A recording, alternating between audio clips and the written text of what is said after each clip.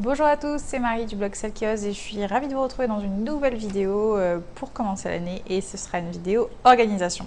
Il y a déjà un nouvel article qui a été publié sur le blog, donc n'hésitez pas à aller y jeter un œil si ça vous intéresse, dans lequel je vous parle des différents agendas que vous pouvez choisir pour vous organiser, puisque c'est un peu en tout cas moi une préoccupation du début d'année. Donc je vous parle des agendas électroniques, je vous parle des agendas papier et je vous donne un petit peu donc mon point de vue sur les outils qui sont sympas à utiliser, les avantages et les inconvénients de chacun. Dans la vidéo d'aujourd'hui, j'avais envie justement de vous présenter mon agenda, donc celui avec lequel moi je travaille, donc celui que j'ai utilisé l'an dernier et celui que je vais réutiliser cette année. Et je vais vous montrer un petit peu donc comment j'organise mon travail quand j'ai pas mal de choses à faire et entre les clients, etc. Donc si ça vous intéresse, restez connectés. Alors voilà l'agenda avec lequel je vais de nouveau travailler cette année. Donc en fait j'en ai deux et c'est deux fois le même puisque celui-ci je l'ai trouvé en fin d'année dernière. En fait l'agenda avec lequel je bossais ne me convenait pas et je me suis mise un petit peu à chercher sur internet et c'est celui-là que j'ai sélectionné. Sauf que quand j'en ai commandé, en fait je sais pas si c'était lié à la période, en gros un acheté, un offert. Donc du coup j'en ai deux et je pense que je vais du coup garder celui qui était vierge pour l'année 2019. Tant pis, je vais rayer les dates parce que ça m'embête de le jeter parce que j'aime pas le gaspillage. Donc voilà mon agenda pour l'année, je vais enlever celui-là et je vais donc vous le présenter. Donc le Passion Planner, c'est un petit format, je crois que c'est un 18 ou 17 x 25, je l'ai mis sur le blog, donc comme vous voyez il est facile à glisser dans un sac et je le trouve plutôt esthétique. Vous avez plusieurs couleurs de couverture mais voilà, moi je l'ai choisi noir. Alors vous avez pas mal de choses pour commencer, mais je vous avoue que moi ce sont des outils que j'utilise pas nécessairement. Je vais surtout vous montrer mon organisation personnelle et la façon dont il est organisé.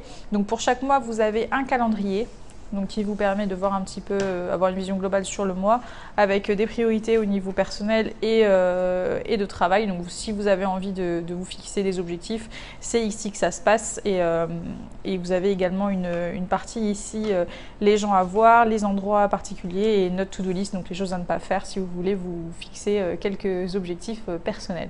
Voilà, moi ça c'est un outil que j'ai jamais trop utilisé, mais pourquoi pas si vous avez des anniversaires ou des choses importantes et que vous avez besoin d'avoir une vue d'ensemble. Ensuite, donc au niveau de la semaine, vous avez sur 2 pages, vous avez donc une seule semaine. Donc là, il commence le dimanche, mais vous pouvez très bien le faire commencer le lundi. J'ai vu ça hier quand je suis allée faire un tour sur le site. Mais voilà, bon, moi j'ai celui-là, donc je vais garder celui-là. Je ne vais pas en commander un autre, tant pis. Je ne l'ai peut-être pas précisé au début de cette vidéo, mais c'est un agenda anglais. Donc tout est écrit en anglais. Moi, je n'ai pas de souci avec ça, mais je trouve pas ça très gênant sur un agenda. Mais voilà, je le précise quand même. Donc ici, vous avez une partie, donc This Week's Focus, c'est vos objectifs pour la semaine. Donc moi, par exemple, cette semaine, mon objectif, c'était la rentrée Sukuo, c'était de reprendre la main sur le blog au niveau des articles, des vidéos, du contenu. Donc c'était un peu l'objectif et pour le coup, pour l'instant, c'est réussi. Good things that happened, donc c'est des bonnes choses qui sont arrivées dans la semaine. Où vous pouvez prendre des notes sur des petits trucs sympas qui vous ont plu, des gens que vous avez vus, voilà, ça c'est un peu perso. Ici vous avez une petite citation que je trouve sympa, donc à chaque semaine en fait, vous avez une citation.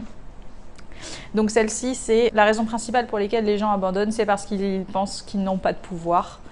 Voilà, donc ça c'était la citation de la semaine et vous avez toujours des petites annotations comme ça de motivation et inspirantes et je trouve que, comme je le dis dans le blog, c'est vraiment l'aspect je trouve sympa de cet agenda, c'est qu'il va un petit peu plus loin.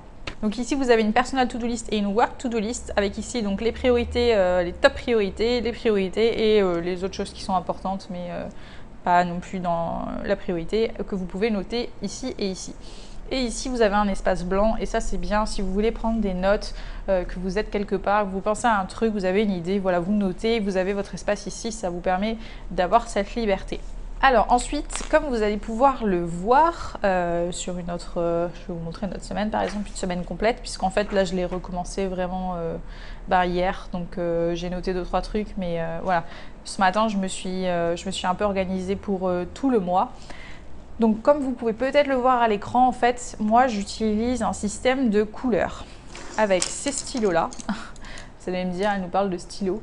Mais les stylos, ils ont leur importance. Pourquoi? Parce que je suis quelqu'un qui fait souvent des erreurs ou qui écrit souvent à la va-vite. Et après, je regrette parce que je trouve que mon agenda est un peu dégueulasse.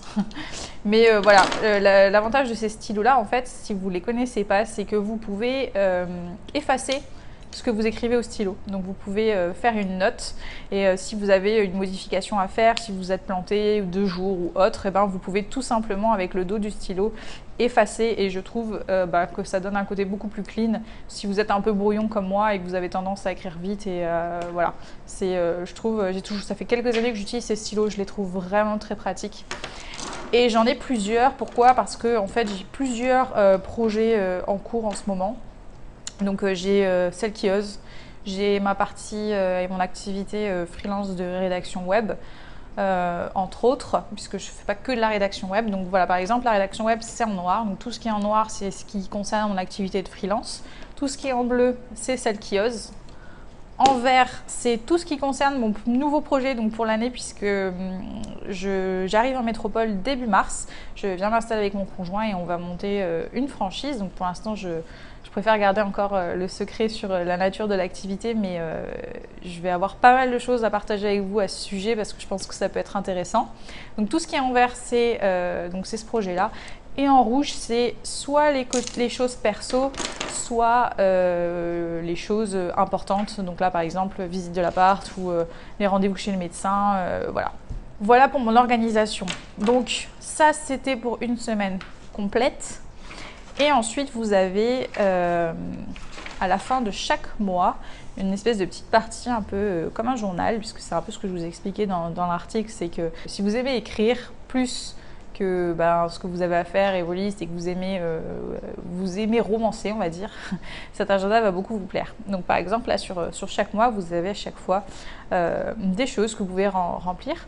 Par exemple, les choses pour lesquelles vous avez été reconnaissant qui sont arrivées ce mois-ci, ou de 1 à 10, comment vous vous sentez par rapport au mois qui vient de s'accomplir. Qu'est-ce qu'il y a d'autre? Les 3 plus grandes leçons que vous avez apprises ce mois-ci. Enfin voilà, c'est une sorte de petit retour arrière sur tout ce qui s'est passé dans le mois. Et je trouve ça sympa si vous êtes du genre à garder votre agenda ou vos carnets comme moi, pouvoir conserver votre agenda et puis de revenir un petit peu sur votre année, sur le mois et voilà, sur tout ce qui s'est passé.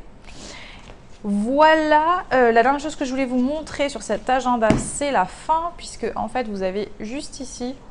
Donc bon, vous avez des stickers qui étaient inclus que j'ai toujours gardé. Vous avez une petite pochette où vous pouvez glisser donc des documents, tous les trucs importants que vous récupérez, donc ça c'est cool. Et vous avez une petite partie ici, bloc-notes, donc avec les pages blanches avec sans quadrillage, sur lequel vous pouvez donc ajouter toutes vos notes.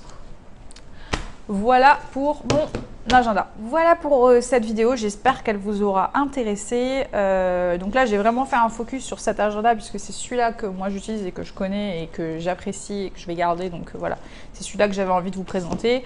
N'hésitez pas à me faire vos remarques dans les commentaires, me dire si vous êtes plutôt agenda papier, agenda électronique, si vous avez une marque référence pour les agendas. Je serais vraiment curieuse de le savoir parce que moi c'est un truc que j'aime beaucoup. J'adore la papeterie, j'adore les agendas, j'adore les carnets. Voilà, donc je serais très curieuse de savoir si vous avez des conseils à me donner, des recommandations sur des ouvrages particuliers. N'hésitez pas à laisser dans les commentaires. Pensez à vous abonner à la chaîne si ce n'est pas encore fait. Et moi, je vous dis à très bientôt pour une nouvelle vidéo.